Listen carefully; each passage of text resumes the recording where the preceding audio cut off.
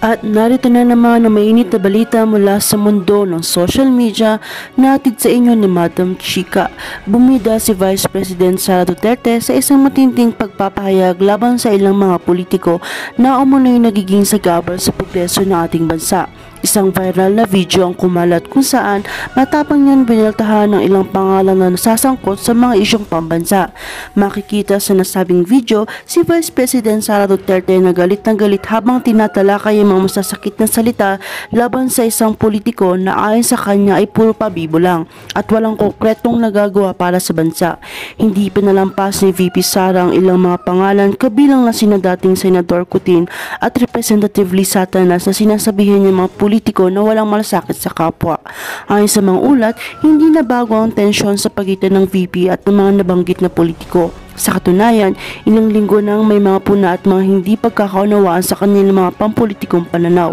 Ang matinding sagutan na ito ay tila may kaugnay sa mga isyu nagpapabigat sa kasalukuyang administrasyon mula sa mga proyekto hanggang sa mga hakbang na inaasahang magdudulot ng benepisyo sa mamamayan. Samantala, hindi rin pinalampas ni VP Sara ang mga isyong tila pinapaalala sa mga politiko na nagpapakita na hindi pagkakaisa.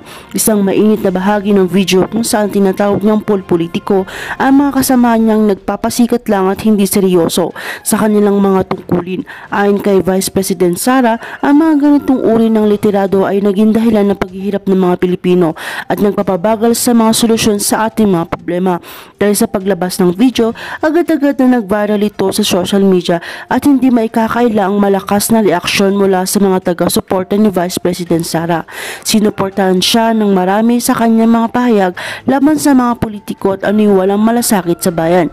May mga nagpapakita naman ng pagtutol, ngunit sa ngayon nangingibabaw ang pagtangkilik sa kanya, lalo na sa kanyang mga pagsasawalang bahala sa mga politika, games na mga nagpapahirap sa mga mamamayan.